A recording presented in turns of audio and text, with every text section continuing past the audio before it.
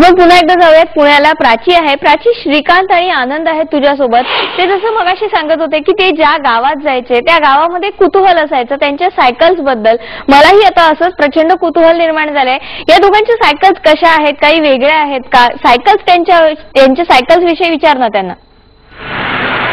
अगदी बरोबर आहे अमृता, त्यांचे सायकल्स पाहतेय मी बघापासून आणि ही क्युरिओसिटी भरपूर निर्माण झालेली आहे. मला सांगा की सायकलिंग तुम्ही स्कूलपासून करत होतात, पण या सायकल्स ह्या थोड्या वेगळ्या दिसतात. नेमक्या काय प्रकारच्या सायकल्स आहेत, काय वेगळे पण असतं या सायकल्सचं? ही फायरफॉक्स कंपनीची सायकल आहे. ही बेसिकली ॲल्युमिनियमची आहे, त्याच्यामुळे वजनाला थोडी हलकी असते आणि त्याचे जे सगळे पार्ट्स आहेत हे थोडे जास्त रिलायबल केलेले असतात. त्याच्यामुळे लॉंग डिस्टन्स ट्रॅव्हलिंग करता ही जास्त योग्य प्रकारची सायकल आहे. पण मला सांग की त्याच्यात जीपीएस ट्रॅकिंगचं सुद्धा एक सिस्टीम आहे, त्याचं ते काय आहे नेमकं? हो, एक जीपीएस डिव्हाइस आहे जे मोबाईलला कनेक्ट होतं आणि त्याच्यावरनं मी मॅपवर मी कुठे आहे आणि माझं डिस्टन्स किती ट्रॅव्हल झालंय, स्पीड काय होता, अल्टिट्यूड काय आहे, या सगळ्या गोष्टी मी मोजू शकतो.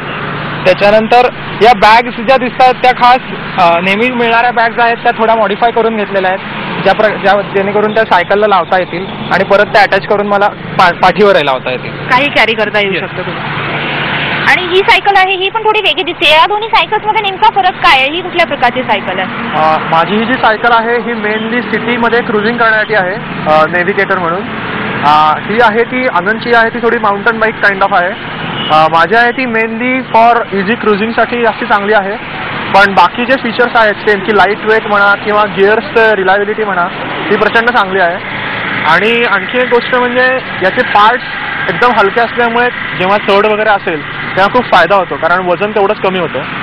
आणि माझ्या वेळेस मी फक्त हे एक प्रकारचं फक्त एक ऑक्टोबस म्हणून ही दोरी असते ही एवढी फक्त बॅगला वापरली होती आणि बाकी तसं सेमच होतं.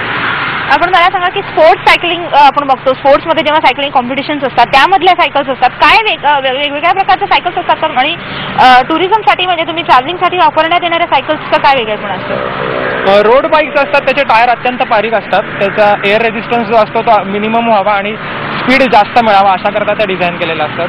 आणि ट्रॅव्हलिंग करता ज्या सायकल्स लागतात त्या खूप रिलायबल आणि स्टर्डी बनवलेल्या असतात, जेणेकरून कुठल्याही प्रकारच्या रस्त्यावर शक्यतो प्रॉब्लेम येणार नाही अशा प्रकारे त्या बनवलेल्या असतात. अगदी वेगळ्या सायकल्स आहेत. पुण्यामध्ये कालच सायकल मॉलचं उद्घाटन झालंय, तिथेही भरपूर प्रकारच्या सायकल्स होत्या आणि अशाच काही सायकल्स तिथेही पाहायला मिळालेल्या आहेत. यांच्याही सायकल्स वेगळ्या प्रकारच्या आहेत, ज्या स्पेशली ट्रॅव्हलिंगसाठी टुरिझमसाठी बनवण्यात आलेल्या अशा खास सायकल्स आहेत. आणखीनही यांच्याशी आपल्याला गप्पा मारायच्या, आणखीन काही बातम्याही बघायच्या. पण चला महाराष्ट्रामध्ये आता घेऊयात एक ब्रेक. पहा फक्त IBN लोकमत. प्राची आहे पुण्याला. आपण प्राचीकडे जाऊयात. प्राची, आपण यांच्या सायकल्स बघितल्या, यांची मेहनत बघितली, त्यांना आलेले वेगवेगळे अनुभव बघितले, पण आता महाराष्ट्र त्यांचं सर करून झालाय. आता काय उद्दिष्ट आहे पुढचं? अनुभवांविषयी आपण त्यांच्याशी गप्पा मारत होतो आणि त्यातला आणखीन एक इंटरेस्टिंग अनुभव आहे, तो मला खरंच सगळ्यांना ऐकवावासा वाटतोय. तुम्ही सगळीकडे फिरत होतात, काही लोक तुम्हाला भेटले जे टुरिझम, आपल्याकडे सायकलवरचं टुरिझम फारसं प्रचलित नाहीये, पण ह्या सगळ्या प्रवासामध्ये तुम्हाला अशीही काही लोक भेटली होती की जी इंटरनॅशनल वेगवेगळ्या देशांमधून आलेली लोक होती आणि तीही सायकलिंग करत भारतात आली होती. त्या लोकांबद्दल काय सांगाल? तो तिकडच्याबद्दल काय सांगाल? हो, ही एक फारच सुंदर आठवण या ट्रिपमधली ती म्हणजे वेरूळला मला रॉजर नावाचा एक सायकलिस्ट भेटला. हा असाच रस्त्यावर भेटलेला सायकलिस्ट आणि बोलता बोलता असं कळलं की तो इंग्लंडवरून भारतामध्ये सायकलवर आला, 14,000 किलोमीटरचा प्रवास करून. आणि असे अनेक जण जगभर सायकल प्रवास करत असतात. एक हाइन्स टूल्स नावाचा जर्मन आहे, तो 1962 पासून सायकलवर फिरतोय आणि अजून तो सायकलवरच आहे. जवळपास 5 लाख किलोमीटरचा सायकल प्रवास त्यांनी केला आहे. सो अशी अनेक मोठी मंडळी आहेत आणि आम्ही केलेली टूर ही फारच छोटी आहे आणि अजून बराच पल्ला गाठायचा आहे. तुम्ही सुरुवात केली सायकलिंगला, छोट्या छोट्या ट्रिप्स केल्या होत्या, त्याच्यापासून आता कोकण ट्रिप, आता महाराष्ट्र ट्रिप तुमची झालेली आहे. इथून पुढे काय करायचा विचार आहे? कसं संपूर्ण प्लॅन करणार आहात पुढे? याच्या पुढचा नेक्स्ट प्लॅन तर नक्कीच हिमालय आहे, की जो भारतातल्या कुठल्याही ट्रेकरचं आणि सायकलिस्टचं डेस्टिनेशन असतं. तर हिमालयात मनाली टू लेह हा जो रूट आहे अत्यंत खडतर समजला जातो आणि खूप सुंदरही आहे तिथलं हवामान. तर या मे महिन्यामध्ये तो रूट करायचा आणि फायनली स्वप्न तर जगभर सायकल प्रवासाचं आहेच आहे. जगभर सायकल प्रवास अर्थातच तुम्ही कराल. सगळ्यात एक पडणारा प्रश्न म्हणजे कशी तयारी केली जाते? रोज सायकलिंग करता का काही प्रॅक्टिस पर्टिक्युलर टायमिंग्स असते? कशी तुम्ही सायकलिंगची ही तयारी कशी ठेवता? अगदी रोज नाही, पण काही एक महिन्याचा प्लॅन असलेला असतो की या महिन्यामध्ये दर आठवड्याला एवढं किलोमीटर सायकलिंग करायचं आहे, कोणत्या रविवारी कुठला मध्येच 200 किलोमीटरचा टप्पा पार करून यायचा आहे.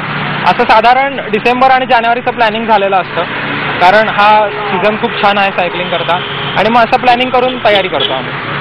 वेगवेगळे ग्रुप्स आहेत, भरपूर लोक आहेत, आणि या ग्रुप्सच्या माध्यमातून सायकलवरती टुरिझम हा एक आणखीन एक टुरिझमचा नवीन प्रकार आहे. आपल्याकडे फारसा प्रचलित नाहीये तो, पण वेगवेगळ्या ठिकाणी आणि अत्यंत कमी खर्चामध्ये होणारा असा हा प्रकार आहे.